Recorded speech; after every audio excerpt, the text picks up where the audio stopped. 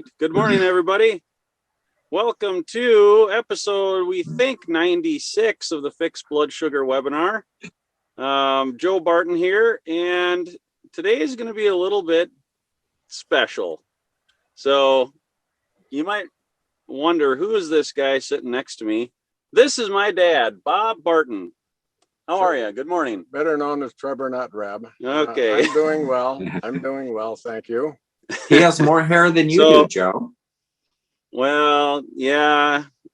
I don't have great genes for my hair. I don't know. But anyways, we don't need to talk about my hairstyle now. Today is my dad's birthday. And tomorrow, actually. Yes. Yeah. Long story.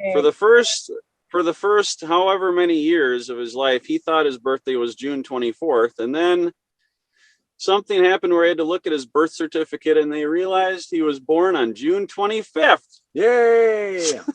Tomorrow. So now we celebrate both days. And man, if you were to add up all the actual birthdays for a year, you'd be like 170 years old. Yeah, I'd be getting, yeah. Mm-hmm. Yeah. So we're happy to have my father here. You kind of were a part of this whole Barton Publishing starting a long time ago. Yeah, right. That long story there. I had that acid reflux all the time, remember? Yeah, you had an ulcer surgery. I was 3 years old. And then one night I slept so well, it was so great. So I looked back and I had an apple the night before. So I was eating an apple every night before bedtime, and it just kind of a miraculous cure in a way. Yeah. So, yeah. You tried all sorts of medications and Oh boy. medical beds and all sorts of things that didn't work and you were really sick and vomiting every night for 10 years. I don't know if it was that long, but it was a long time. Yeah. Yeah. I've been telling people 10 years. I'm pretty sure I was like 12 good. or 13 when you finally got better. So Okay. we tried to get the pharmaceutical industry involved to, tell them like, hey, we found a cure for acid reflux. And they're like, and we told them about that it's a natural food. And they're like, well, that's nothing we want any part of. We can't patent that, Right. of course. Right. Which, that's fine, makes sense. But so 10 years later, no, 17 years later, we launched refluxremedy.com and shared that apple remedy and other home remedies with people. And we've helped thousands of people since then with that and several other health problems. And one of them is blood sugar and type 2 diabetes. And that's the nature of this webinar that we're doing today and that we've been doing for 90 some weeks now. Mm-hmm. And so if you're joining us today, welcome. We're happy to have you. And we've got Dr. Scott Saunders with us as always. And he is going to share some of the basics of how to reverse type 2 and also answer your questions. So this is something that we do as a free service to our customers. And we love to help people understand what it is that they're trying to accomplish and also, overcome obstacles and learn how to make better choices and things like that. So, Dad, seems how we got you here. You've had some issues with blood sugar over the years. Anything you want to share? You've had some hypoglycemia issues. Hypoglycemia, yes. With the blood sugar. Yeah. Where do I start? Well, your energy levels will drop. And when do you notice that happens? If I was to eat sugar or candy bar, something like that, it happened about 3 weeks ago here, in fact. And I was on the way home and I just get weak and I can't focus and I barely made it home. This is 2 weeks ago. Oh, you didn't tell me this. I didn't have something to counteract that sugar. I should have had another candy bar to, Yeah. And it's just strange. So after all these years, I should know better, but I didn't in that respect. But so I come home and I had a glucose pill. Yeah, which is a sugar pill. Yeah. Yeah, sugar pill, and that took care of it. Well, let's talk a little bit about hypoglycemia, Dr. Saunders. So why does that happen and what's going on and how do we prevent stuff like that? Okay, that is a really good question because a lot of times that comes up when we're talking about like doing phase one of the diabetes reversal program, diabetes solution kit. The phase one, you take out all the excess sugar and you have very small amounts of carbohydrate. And because of that, some people start getting low blood sugar. And low blood sugar happens when the insulin is high and tells the cells to bring in more sugar. So the cells are sucking up all the sugar out of the blood, and the blood sugar's dropping. The problem is that the insulin is too high. And when the insulin is high, then you don't make something called glucagon to cause the liver to put out extra sugar when your blood sugar is dropping too low. Remember we were talking before about people that would skip dinner or have just like a salad for dinner, and their morning blood sugar would be even higher. It would be like in the 150s, and then during the day they're in the 120s, and they're like, why is my morning blood sugar high? The reason for that is something called glucagon. When the insulin comes down, the glucagon goes up and tells the liver start making sugar. So the liver puts out the sugar into the blood to raise the blood sugar and keep it up. When you have high insulin, when you're really insulin resistant and you have high insulin, then the glucagon's not made, because glucagon is made when the insulin goes down, glucagon goes up. When glucagon goes down, insulin goes up. You have this kind of thing that comes out of the pancreas. Both of them come from the same cells in the pancreas, and they're making either insulin or glucagon. So when you have high insulin, you don't make glucagon, and so your blood cells, or all of your cells in your body, muscle cells and all that, start taking extra sugar in because the insulin is high. And then the blood sugar starts dropping. And normally when it drops, you'd make glucagon so the liver can put out extra, but because you have high insulin, that doesn't work. So that's like a beginning sign of insulin resistance, is getting hypoglycemia, low blood sugar. How does protein affect that, the blood sugar and the glycogen? I'm just thinking about, like, if you, like, a lot of times your body will take the glucagon or make glucagon from your muscles, right? And so do you have muscle loss if that happens too much or gets out of balance, or is that a factor? The glucagon is from the pancreas, and it tells the muscles to take the glycogen out of the muscles, or turn the glycogen into sugar. And you have glycogen in the liver, you have glycogen in the muscles, and then the protein part, where you can actually make sugar out of protein. Your liver can take protein and make it into sugar, glucose, that your brain and your heart and your kidneys and muscle cells and everything can use. So that happens when you have glucagon. As the glucagon goes up, it tells the liver to use the glycogen, to use protein, to gluconeogenesis, to make new sugar out of protein. But that's where the problem lies. If you have high insulin, then you don't put out glucagon, and that doesn't happen. So it is storing, and it can't use it. And that's where the insulin resistance becomes a real problem. And that's why people get neuropathy, brain problems, and nerve problems, and problems with their vision. They lose their vision over time. They lose their kidneys. They lose their heart cells. All of those things are dying because the system is not working right. The blood sugars can go up and down, and these very sensitive tissues aren't getting enough sometimes, and they're getting too much at other times. And so that's where you're not making glucagon. That's the problem, because of insulin resistance. Okay.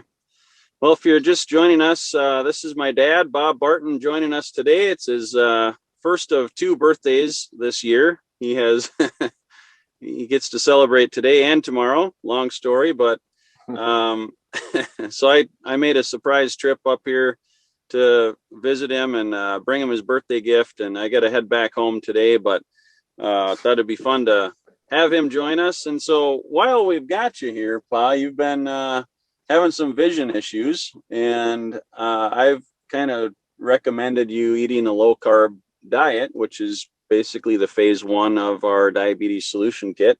Now, you don't have full blown diabetes or anything necessarily, but you have had, well, probably pre-diabetes and pretty wild swings in your blood sugar, like we mentioned.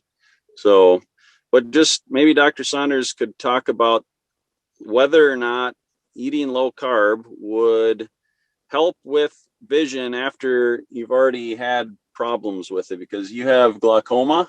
Yes. And tell us a little bit about your current vision situation that you've been struggling with. Well, the glaucoma is in my right eye, and right now I can see the camera and Joe very, very, very blurry with the right eye. So not only that, a year ago I didn't have this. It's come on about 3 months ago. Mm-hmm. It's kind of, anyway, I had surgery on it, which I probably shouldn't have, but I did, and go on and on. But now I'm going to try that. Well, yes. Yeah. Maybe talk about whether or not that's a good idea. Okay. What do you think, Doc? The ketogenic diet can be very helpful for glaucoma. Blood sugar, when you have high blood sugar, especially high insulin over a long period of time, then you lose the glucose transport proteins, and the eyeballs are affected by that a lot. And so one of the things that happens is you get proliferation of this extra blood vessels in your eyes. And so you get extra fluid being made that fills your eyes, and it gets extra pressure. So you get more pressure in your eyes. And it's the excess pressure is part of the problem, because you don't get good circulation when you have too much pressure in the eye. And so really it's all about circulation. So going on the ketogenic diet gets that insulin level down, so you don't have the proliferation of the blood vessels. I don't know of any studies that show the ketogenic diet reversing the process, but prevention is definitely part of that. Okay. Mm-hmm. Well, and if anything, it will help it from getting worse, potentially. Right. So how soon, if he were to go low carb for a few days, or like how long would it take for him to maybe notice a difference in that? Be your guess. Okay, so it would take probably over many weeks, even months, that you would notice a difference. It's not something that changes quickly. It's something that is a gradual change. Okay. I was thinking that where I'm at now, I don't think it could be reversed, but it would help not get any graduated to where it's a lot worse, where I can't see at all. I think that's right. That's and what I'm hoping for. Yeah. And the other half of that for prevention is you still have one good eye, one eye that sees well, and that you can prevent that from becoming a problem. Yep. Yes. Right. Yep. Mm-hmm. Yeah. So. All right. Well, good stuff. Well, let's see here. Leslie, I think, is on the call. I forgot to mention that she's here running the ship really for us and taking time out of her vacation. So thank you, Leslie. No problem. Glad to be here. I keep looking at your dad, Joe, and all I can see is your son, Carson.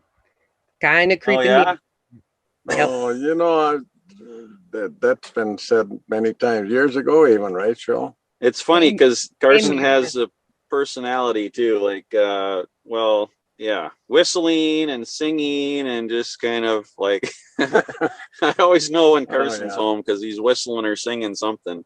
Okay. And his brother Isaiah is not exactly a fan of all of that. He gets more annoyed by it, but I tend to make some noise when I'm at home as well. I think it's just part of that, amazing Well, genes that we inherited together makes us amazing. So I think you're right there, Joe. I think pretty Yeah. close to it. Yeah. so if you're not as amazing as us, I don't know if I can help you. I don't have a report for that, but I would just what's the secret to life, Pa? You're going on 86 years here. Share your wisdom. Like if you could summarize how to have how to live your best life or have your great life, a great life, what would you tell people? I think keep on keeping on, but I think considering others higher or more than yourselves is a good point, because they're an important part of my life, is others, and it's just the way it is. I mean, so fortunate now, man. I got the children, grandchildren, great grandchildren, and wow, and really blessed. So, Well, you've been a great model for that. well, Caring not all about the others. time, though. Not all the time. Well, I mean, you're not perfect. No, well, yeah, hard to be perfect, when you're humble like me. Uh-huh. Or is it hard to be humble when you're perfect? I forget. That's what I was thinking. You guys, boy, that apple Okay. is not far or fall far from that tree. Oh, That's right. Joe and Well, his I dad. think we're gonna mute ourselves and let you guys get to people's questions and the topic of the day. But I'm gonna bring Pa back home and celebrate his birthday a little bit. I'll hang on myself, but I'm gonna put myself on mute. So you guys take it away. Well, thank you, Say bye, Bob, everyone. for joining us. Hello. Goodbye, everyone. Thank you. Yeah. Have a nice day. All right, you guys. Can you hear me, Dr. Saunders? Perfectly. Oh, good. Okay, so just a little warning here. My internet may be a little spotty, so we're going to do our best. I hope that that doesn't happen, but I'm so glad that he was able to join us. It's just kind of fun to see Joe's. Oh, I wonder if he knows his camera's on. I'm going to turn it off. Just kind of fun to see Joe's dad and hear from him, and just a fun time. I'm glad he gets to spend time with him. So there we go. Okay, we have a lot of questions. Let's do a quick disclaimer. Actually, I'd like to let Dr. Saunders do the disclaimer for this. Okay, so when we talk about things here and people ask questions, the advice that I'm trying to give is for general ideas only. It's not specific for you. So don't assume that it's automatically, oh, I have to do this because Dr. Saunders said so. Take it as general advice and ask your professional if necessary to say, does this apply to me? Is this something that I should do? Does it fit my situation, depending on what your numbers are and where you are in the process? So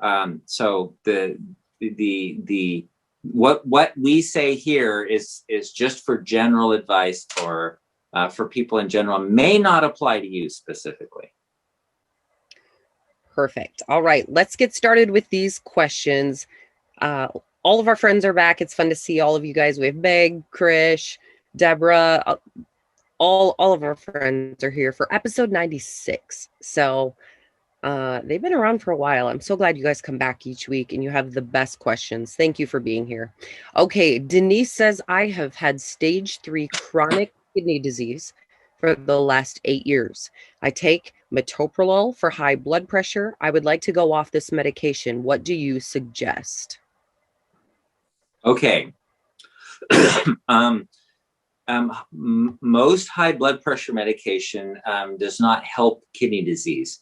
So, but having a normal blood pressure is important. So the first thing you need to do is know why your blood pressure is high. So if it's high because of kidney disease, that's an entirely different issue than if it's high because you have adrenal problems, for example. And if you go on to wrongdiagnosis.com, you can find about 300 different problems, health problems that are associated with high blood pressure.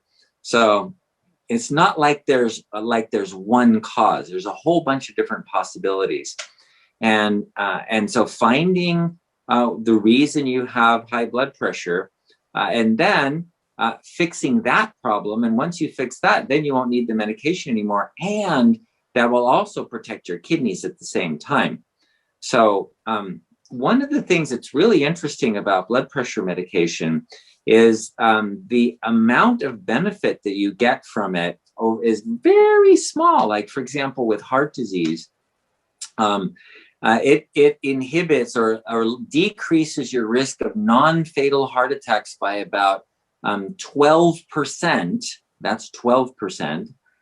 In if you take it for 20 years and lower your blood pressure. And for risk of stroke, it doesn't lower it at all. So the idea of blood pressure medication is because there's an association of high blood pressure with heart disease and strokes and kidney disease and all of that, that if you lower the blood pressure, then you automatically lower the other things, but that's actually not the case. So the best thing to do is to find out why you have those other, whatever the kidney disease or heart disease or strokes or whatever, vascular disease. Find out why you have that, fix that, and then the blood pressure will come down naturally, and then you just won't need blood pressure medication. Okay, good question. Mason is asking, how does metformin interact with the glucagon? Okay. Metformin causes your body to burn fat because it inhibits in the mitochondria the ability to use glucose for energy. So, gosh, how does it affect metformin? Wait, how does metformin affect? Interact with the glucagon. Oh, with glucagon. Okay. So when you have, because of the metformin, you have this extra cyclooxygenase, cyclic AMP, and then the glucagon essentially does the same thing, tells your body to burn fat and to make sugar. Gosh, I don't know that it causes more glucagon to be made, because there are other sitagliptin, for example, and others that actually are glucagon-like that inhibit the glucagon, so your liver doesn't put out sugar. But I don't think metformin has a big effect on it. Okay. Deborah says, doing phase 1, down 30 pounds, and fasting blood glucose is 95 this morning. Going very well. Thank you. Wow, good work. Yes. Another question from her, is the C-reactive protein test the same as the C-peptide test? If not, what are they and what's the difference? Okay, good question. There's a lot of C tests. So C-reactive protein, high sensitivity CRP is a marker for inflammation, and it's really not inflammation, it's cellular distress. So when there are cells that aren't getting enough oxygen, for example, the CRP will go up. Or if there are cells that aren't getting enough sugar, glucose, then the CRP will go up. So it's very common in diabetes to have a high CRP. But there are other reasons, other types of inflammation. If you have an infection, for example, the CRP will go up. So the CRP is a marker for inflammation and cellular distress.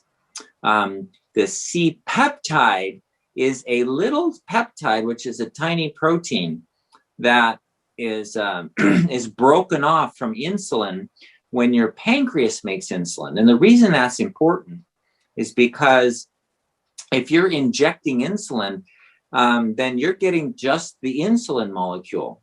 You're not getting C-peptide. So you only have C-peptide when your pancreas is making insulin. And so the C-peptide is a way of determining how much insulin your pancreas is making. So that's your ability to make insulin. Even if you're injecting insulin, that won't affect it very, very much.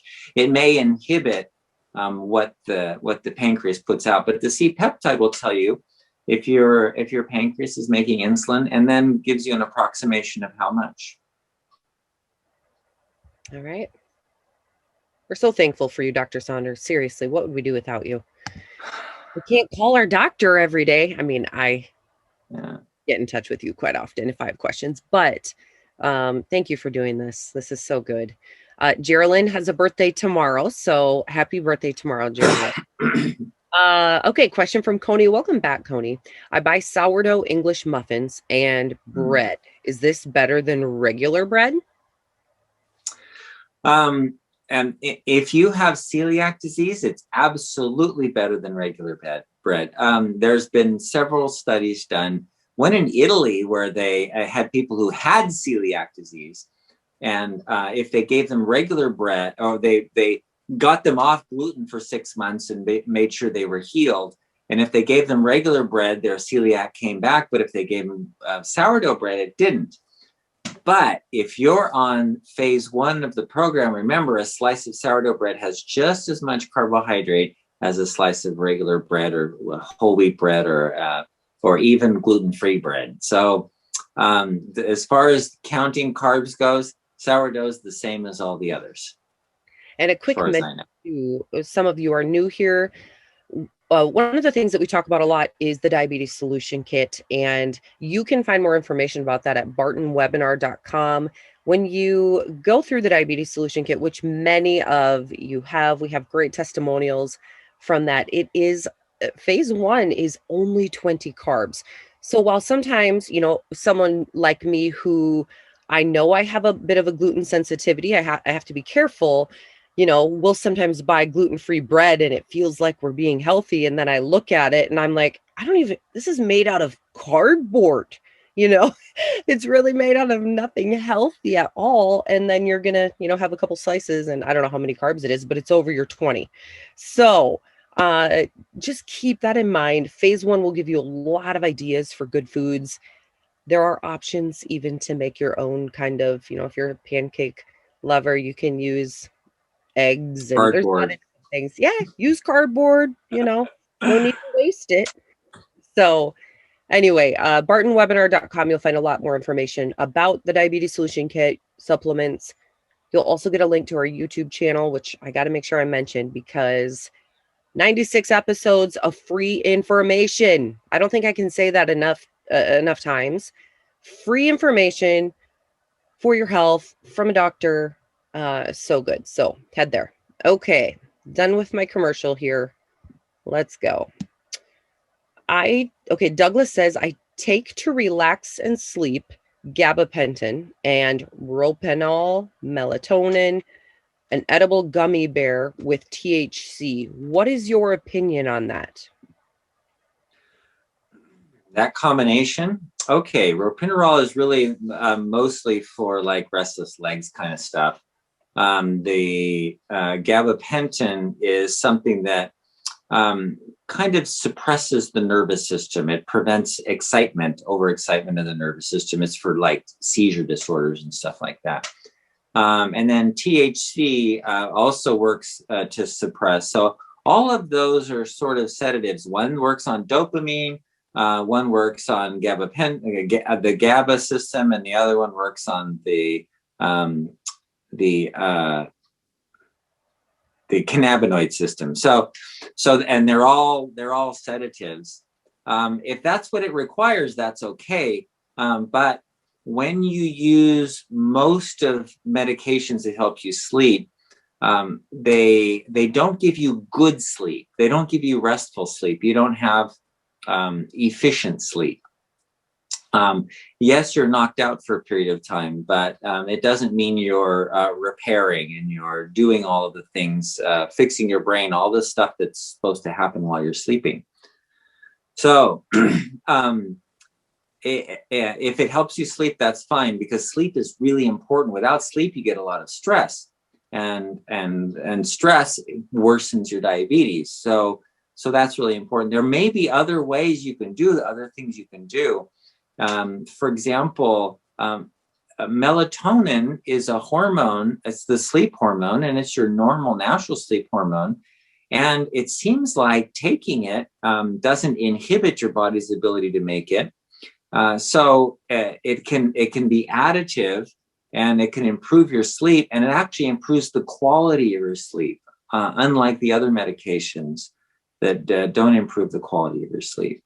So people who are taking sleeping pills, even like the over-the-counter ones, Sleep Ease and Unisom and Benadryl and all those, they don't help the quality of your sleep, and they can lead to things like Alzheimer's disease because they inhibit acetylcholine, which is needed for your memory. So you can get memory loss from some of these sleeping pills.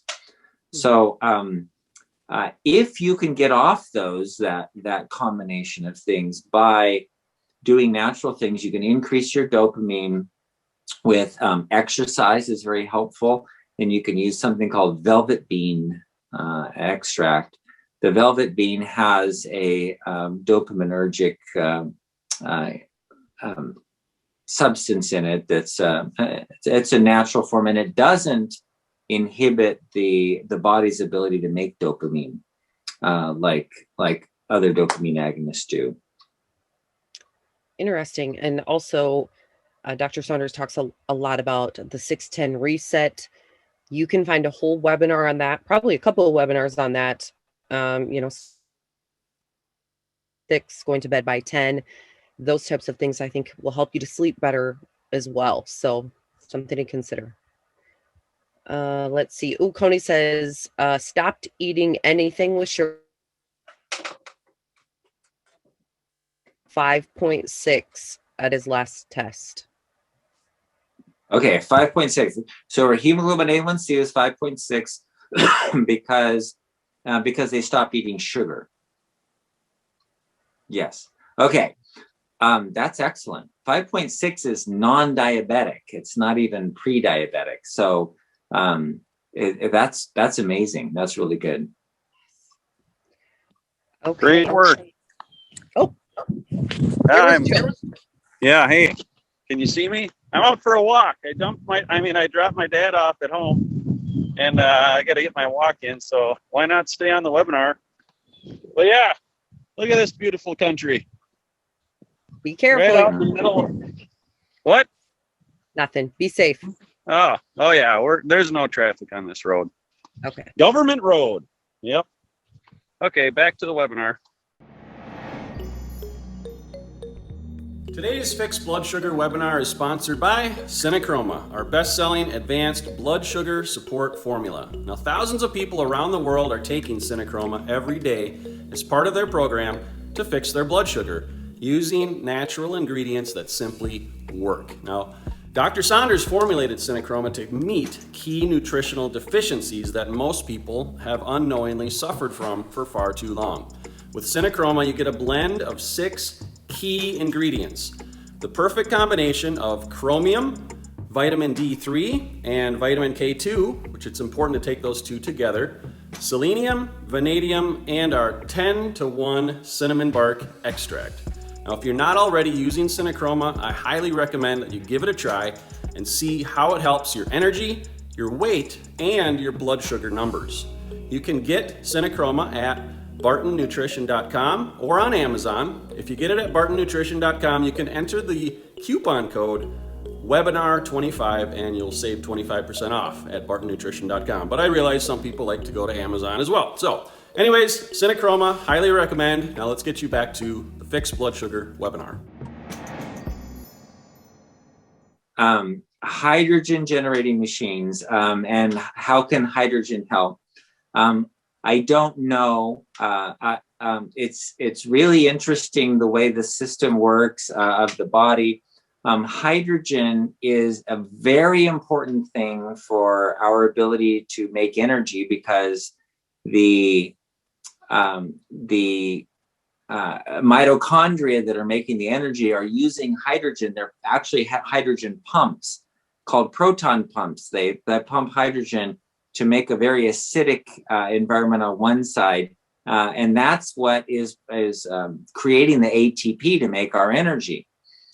So people had a good idea. Well, why don't we just give extra hydrogen? Well, the problem with that is hydrogen as H2 is not very useful in this kind of a sense, because that molecule isn't the way hydrogen is used. It needs to be a hydrogen proton, which means it doesn't have an electron. So that's by separating water, where you have an OH, the negative, and then an H positive. And it's the H positive that's being used, the hydrogen proton that's being used. So, and I don't know of any studies that have shown that H2 can help that system at all.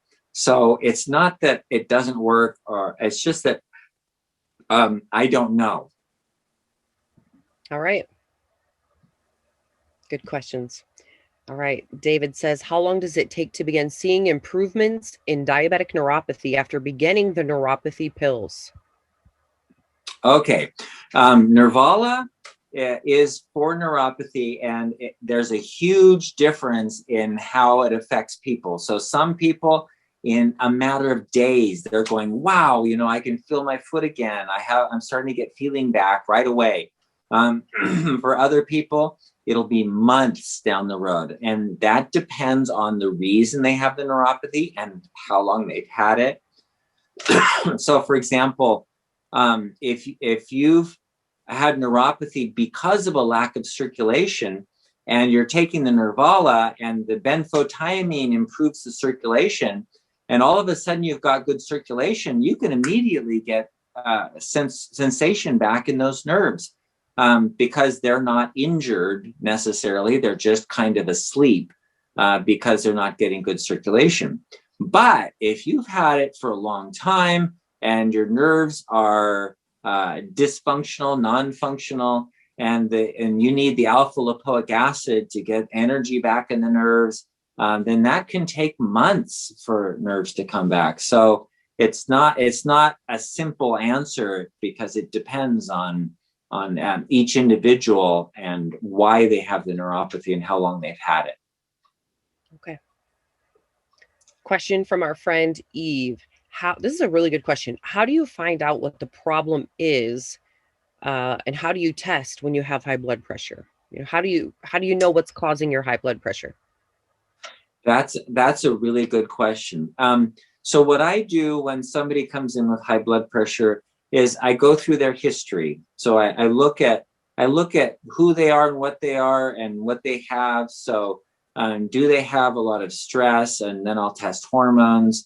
Do they have kidney function problems? And so I've done things like last week I found somebody that had an artery going to the kidney was partially blocked, and because the artery going to the kidney is partially blocked, then that kidney is saying, oh, the blood pressure is too low, I better raise the blood pressure. So the kidney was causing the blood pressure to go up by releasing a bunch of renin, and creating angiotensin that causes constriction of blood vessels. The blood pressure goes up. So what that person needed was a stent put in the artery to allow good blood flow to the kidney, and the kidney going, oh, we're good, blood pressure is good, and drops the blood pressure down.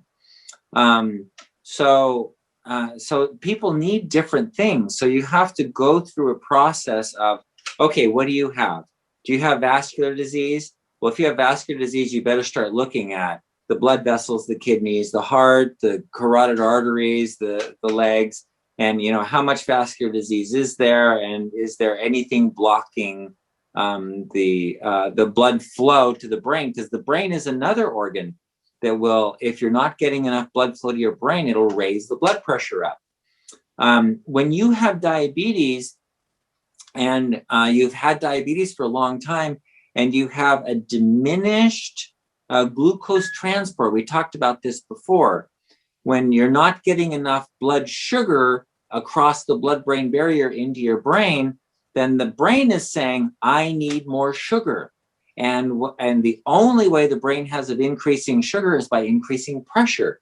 So because your brain's not getting enough sugar, it's raising the blood pressure. So now you have high blood pressure, and you have low blood sugar in your brain, and you have high blood sugar outside, or in your body. Your body has high blood sugar, your brain has low blood sugar, and now you have high blood pressure on top of it.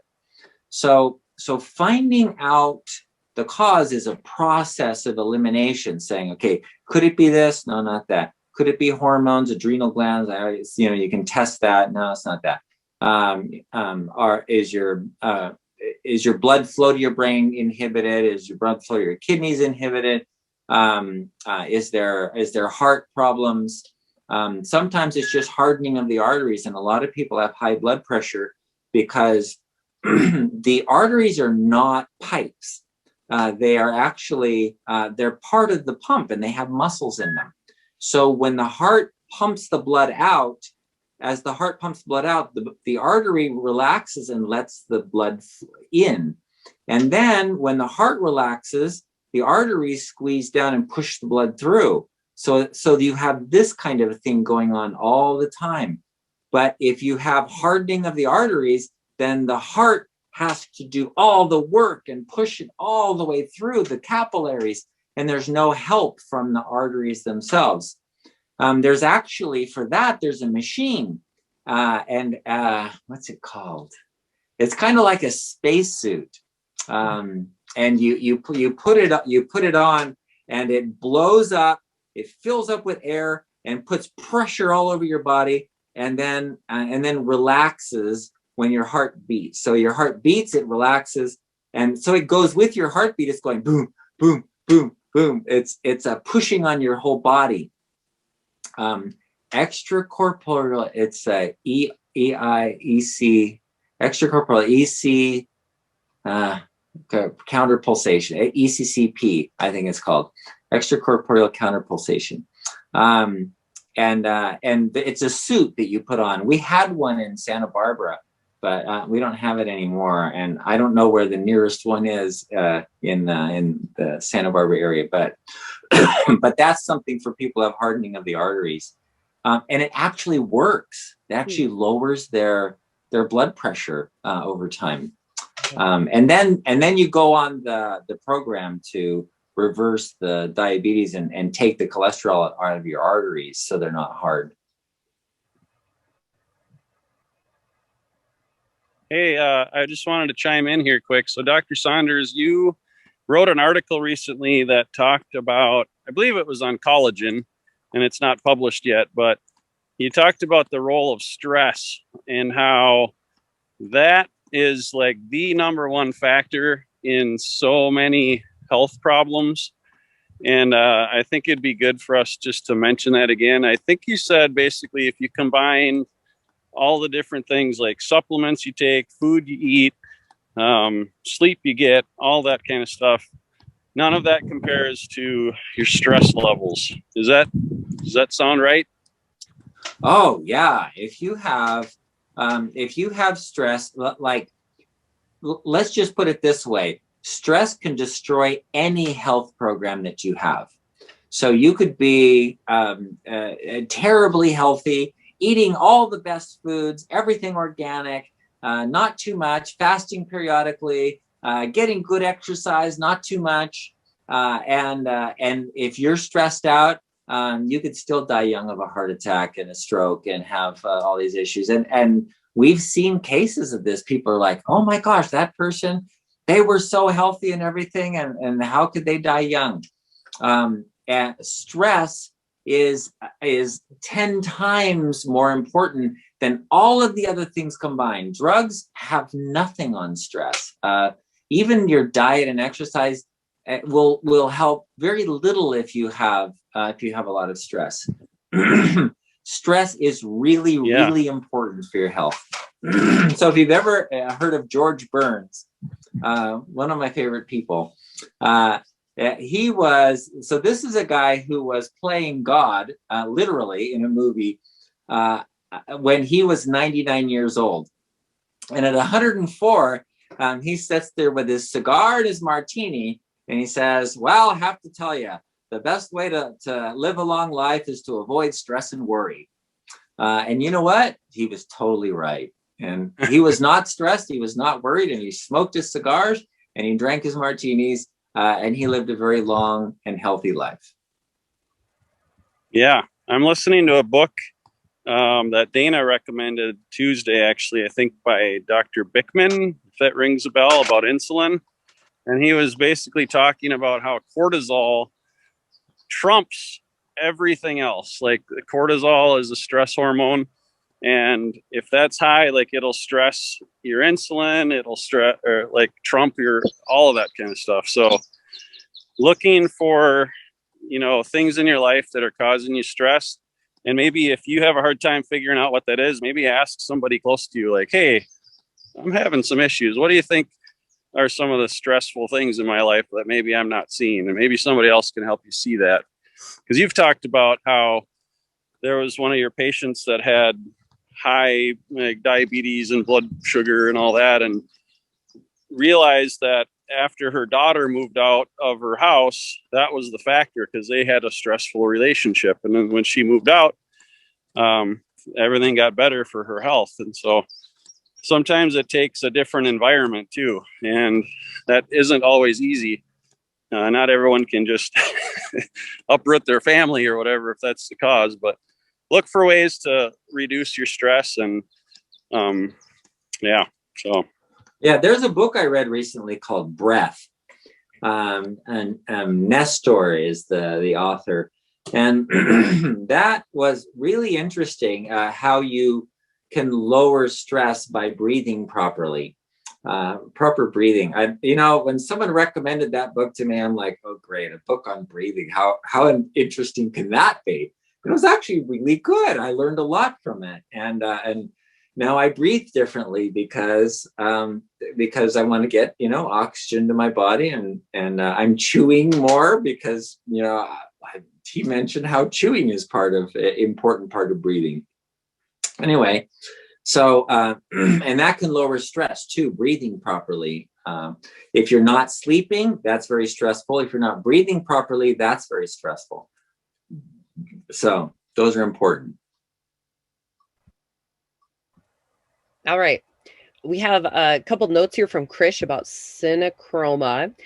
Let's see. I had my annual with my provider last week, and my A1C has come down from 7.2 to 6.7.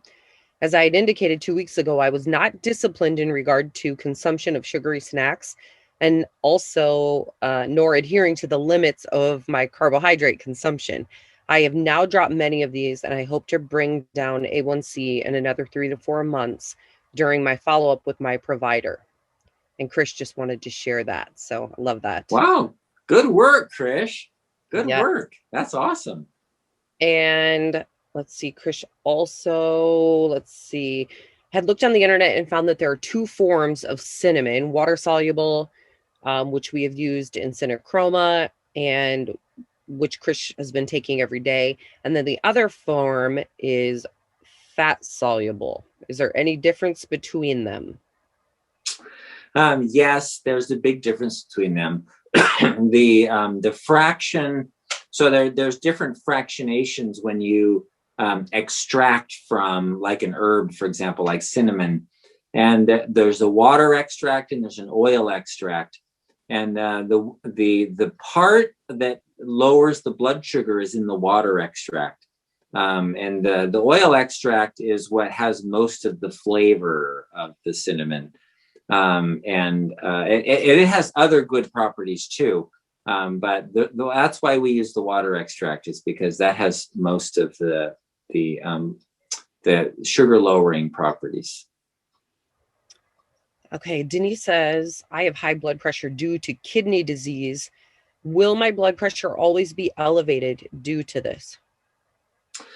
It depends. If you have a decrease in the blood flow and you get the blood flowing normally, sometimes that requires a stent or surgery or a balloon or something, then that can be fixed. If it's the kidneys themselves that are diseased, then they're and they have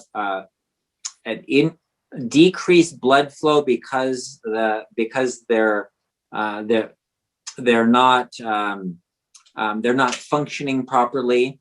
They don't have enough glomeruli, so they cause the blood pressure to go up. And that could be that's a hard thing. And yes, your blood pressure is always going to be high. And in that case, that's one of the few cases where I do use either an ACE inhibitor or an ACE receptor blocker for lowering blood pressure. Okay. Connie says, how do you know that your liver is being cleansed from the synechroma, and how long does it take? Okay, the liver cleanse part is that what you're getting from the synechroma is vitamin D and selenium and zinc, and these are the basics for building up the things that detox in the liver.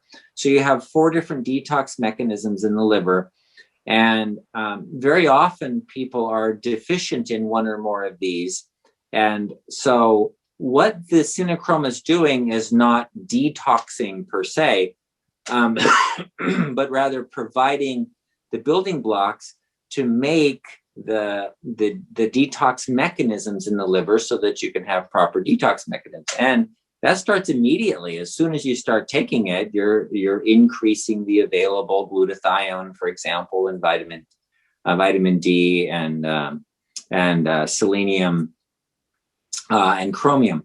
So that happens, it starts immediately. If you want to really detox your liver, the best way to do that is by either phase 1, which is one way, or by fasting. Intermittent fasting is a great way to detox. All right. Okay. Raymond says, my doctor put me on losartan over 20 years ago. I did not have high blood pressure and never have. He said there were many benefits to that other than lowering blood pressure. Okay. Possibly losartan inhibits angiotensin receptors, and yes, in some ways, yes. What the doctors often don't look at is that they look at the benefits, but they don't look at the risks. And so if someone doesn't have high blood pressure and they don't have kidney problems, then lowering the blood pressure can decrease the blood flow. So we were talking about blood pressure a minute ago, how if your brain's not getting enough blood flow for whatever reason, like let's say your arteries are blocked somewhat, and so you're getting a small amount of blood flow, so the brain increases the blood pressure to increase its blood flow so it can go, now I get enough blood flow. Now I take a pill to lower my blood pressure, and that's going to decrease the blood flow to my brain. And so now I'm going to have brain dysfunction problems. I'm going to have neuropathies or Alzheimer's disease and memory problems and stuff like that, because I'm not getting enough blood flow to the brain because I dropped the blood pressure. This was seen in people that had strokes, where when you have a stroke, the brain just makes the blood pressure go up a lot. You could have 200 over 150, really high blood pressures when you've had a stroke. And so you go into the ER in the hospital, and the doctor goes, oh my gosh, that's why you had a stroke, because your blood pressure was high. And it's actually the opposite. Your blood pressure is high because you had a stroke and the brain isn't getting enough blood flow. So then what happens is the doctor goes, we got to drop your blood pressure. So they give you sublingual nifedipine, drops your blood pressure, and it increases the risk of death dramatically from strokes. Because now the brain's not getting any blood flow at all, whereas with the high blood pressure, it was at least getting a little bit. So you have to look at why that is, but dropping the blood pressure isn't always good for you. Okay. Just a few more minutes here, guys. William says, I'm very pleased with my blood sugar control with adding synechroma to my daily routine. My blood sugar averages are 7 days, 84, 14 days, 87, 30 days, 92, and 90 days, 100. which is awesome. My current problem is getting rid of my stubborn belly fat. I'm 5'10" and I weigh 176 pounds today. My metabolism has been in starvation mode, as the only way I lost weight from an embarrassing 265 pounds was to cut back calories and continue my exercise. I walk with my dogs on a 20-minute walk 6 times a day. I like to get back to normal metabolism. The only way I can lose weight is intermittent fasting. And that's a great way to get the insulin down so you can lose the belly fat. The stubborn belly fat is stubborn for the same reason you got blood sugar problems in the first place. Because the insulin resistance or high levels of insulin will cause you to put on more belly fat primarily. That's the way it works. But if you have really stubborn belly fat and insulin resistance and the intermittent fasting isn't working, then look for one other source, and that is the stress source. If you have a lot of stress, then that makes you resistant to the insulin and increases your belly fat dramatically as well. So if you find you're getting really having a hard time getting the belly fat down, either insulin resistance, which would require fasting, or look for stress, because like Joe was just saying, stress trumps everything. Okay, Raymond's, oh, we already did that one. Let's see. Okay, Geraldine says, recently my lab showed A1C was raised from 6.5 to 7.1. Although I take my Synachroma regularly, I don't have diabetic meds. My other chronic problem is my cholesterol of 280s for a long time. HDL is always 60s, LDL 180 to 200 plus. My triglyceride is always normal. I am mainly vegetarian with very occasional fish. High cholesterol runs in my family. My doctor started me on a statin, although I have raised ALT, SAT for the first time. What is your opinion on my high A1C and abnormal liver enzymes on statin? Okay. The high A1C with the normal liver enzymes indicate that there is a lot that you're taking in sugar. And so if you're mostly vegetarian, which by itself is fine, eating fish occasionally, look for sources of fat, because if you're taking a lot of like avocados and stuff like that, and then also having a lot of fruit and starchy vegetables, then that's a bad combination that can increase your insulin resistance and cause more blood sugar. And it's really unusual for a vegetarian to have a lot of cholesterol, unless you're eating a lot of cheese and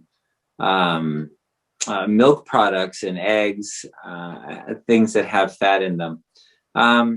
So look for sources of fat that might be making you more insulin resistant, because that will make a lot of difference. If you take out all the fat, everything that has fat in it, and you have a high fiber diet, so you're eating a lot of beans and peas and lentils and broccoli and greens and salads, then you're getting then that should lower your cholesterol all by itself. So a very high fiber diet will be very helpful.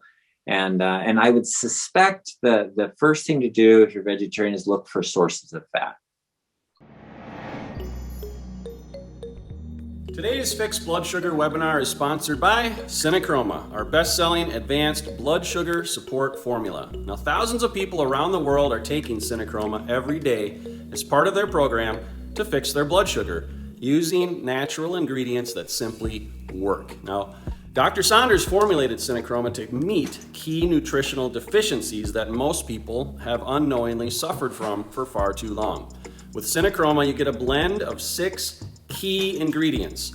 The perfect combination of chromium, vitamin D3, and vitamin K2, which it's important to take those two together, selenium, vanadium, and our 10-to-1 cinnamon bark extract.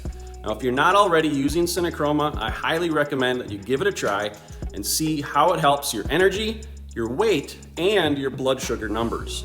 You can get Synachroma at bartonnutrition.com or on Amazon. If you get it at bartonnutrition.com, you can enter the coupon code webinar25 and you'll save 25% off at bartonnutrition.com. But I realize some people like to go to Amazon as well. So anyways, Synachroma, highly recommend. Now let's get you back to the Fixed Blood Sugar webinar.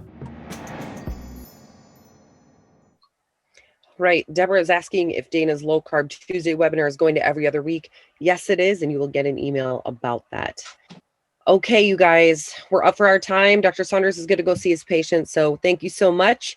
Again, head to bartonwebinar.com to register for these webinars. And we will see you guys again next week. Thank you. All right. Bye.